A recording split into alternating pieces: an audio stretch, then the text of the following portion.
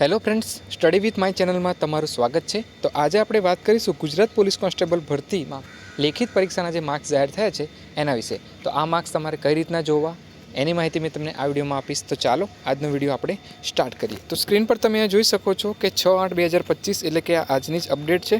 અને અપડેટમાં એવું કહેવામાં આવ્યું છે અહીંયા કે 15/6/2025ના રોજ જે લેખિત પરીક્ષા યોજાયેલી હતી એના ગુણ જાહેર કરવા બાબત। તો અહીંયા એક લિંક આપેલી છે, અહીં ક્લિક કરો, બરાબર। 15/6/2025ના રોજ લેખિત પરીક્ષાના માર્ક્સ જોવા માટે અહીંયા ક્લિક કરો। તો આ લિંક ઉપર તમારે ક્લિક કરવાનું છે। આ લિંક તમને અલગ અલગ જગ્યાએથી પણ મળી જશે। મેં પણ વિડીયોના ડિસ્ક્રિપ્શનમાં પણ તમને આ લિંક આપી દઈશ। તો આ લિંક પર તમે ક્લિક કરશો તો આ પ્રકારનું હોમ પેજ અહીંયા ખુલી જશે। તો અહીંયા તમારે રોલ નંબર નાખવાનો છે, બરાબર, કે જે 8 ડિજિટનો હશે, બરાબર। તો એમાં ભૂલ ના કરતા 8 ડિજિટનો રોલ નંબર નાખવાનો છે।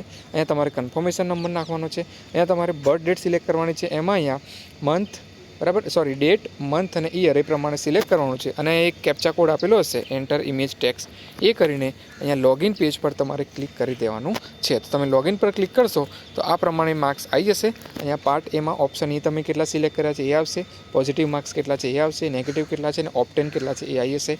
અને પાર્ટ બીમાં સેમ એ જ પ્રકારે અહીંયા માર્ક્સ આવી જશે। બહુ બધા સ્ટુડન્ટને અહીંયા પાર્ટ એમાં, બરાબર, પાર્ટ એમાં ફેલ થાય છે।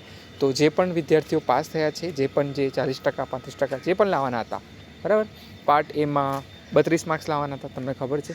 તો જે પણ પાસ થાય છે એ બધાને મારા તરફથી કોંગ્રેચ્યુલેશન। બહુ સારો એવો ચાન્સ છે લાગી જવાનો, કારણ કે પાર્ટ એમાં બહુ બધા ફેલ થઈ જશે તો પાર્ટ બીમાં સારા માર્ક્સ હશે તો પણ, બરાબર, આગળની ભરતી પ્રક્રિયામાં ભાગ લઈ શકે નહીં। તો કોઈ ક્વેરી હોય તો કોમેન્ટ બોક્સમાં પૂછી લેજો। બાકી આ રીતના માર્ક્સ તમારે જોવાના છે, કંઈ ગણવાના કે એવું કંઈ છે નહીં।